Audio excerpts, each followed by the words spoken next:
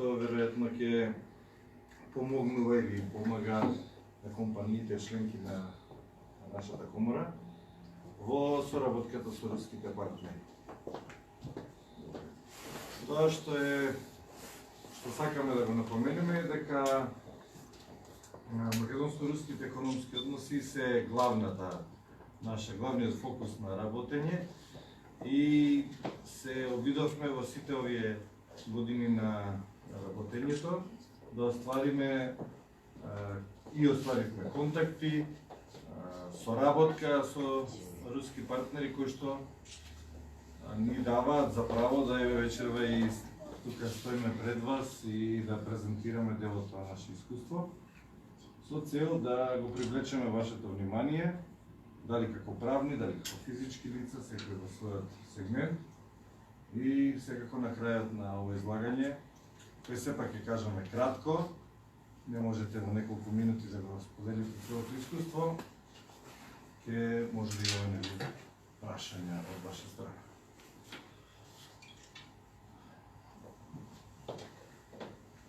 Основните принципи за соработката со Руската Федерација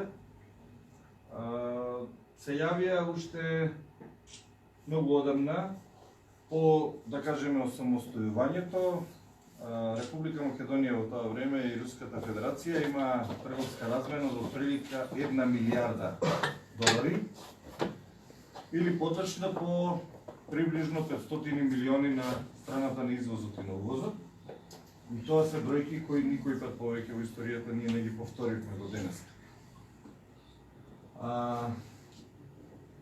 Причините за тоа се распаѓањето на поранешните земји во кои што нашата и Руската Федерација членува, значи СФРЈ во тоа време и Советскиот сојуз. Меѓутоа, причини постојат и други. Да кажеме, урнисувањето на оној систем и поставените правила и насоки по кои што се работеше предходно, а главната, да кажеме, причина е укинувањето на бартер аранжманите, кои што до таа 91 година и уште, да кажеме, 92 постоја помеѓу поранешните земји. Со отварањето на пазарното стопанство се измени и условите во кои што се работи. Анализата како таква, кога ја правеа Македонско-руска стопанска комора, оние кои замисли дека мора да постои, а тоа се владата на Руската Федерација и владата на Република Македонија, на својата трета меѓувладина седница донесува одлука да таа биде формирана. Тоа е во 2005 година и во Скопје е донесена одлуката да биде формирана Македонско-руска комора и тука е и председателот на комората, господин Ѓорги Дика, кој уште во тие години има определени, да кажам, идеи како да ја возобноват и развијат соработката. Ја темелиме нашата работа на врз на тие анализи, факти, инструменти и препораки и би одел постепено по она по кое што многу често кај нас велат тоа што ние можеме да го произведеме, Москва можела да го консумира за една ноќ, дали е тоа храна или пијалок. Ние не се сложуваме со таа теза. Руската Федерација не е Москва, ниту е Санкт Петербург. Нашата главна теза, од ова што може да го погледнете, тоа е огромна земја, географските показатели нема да ги читам, меѓутоа нашата главна теза беше дека тоа е земја која има 148 региони, кои што имаат секој определен број на жители. Се одлучивме да соработуваме со оние кои што се за нас региони приближно еднакви за капацитетите кои што нашето стопанство може да ги постигне и да одговори на нивните барања.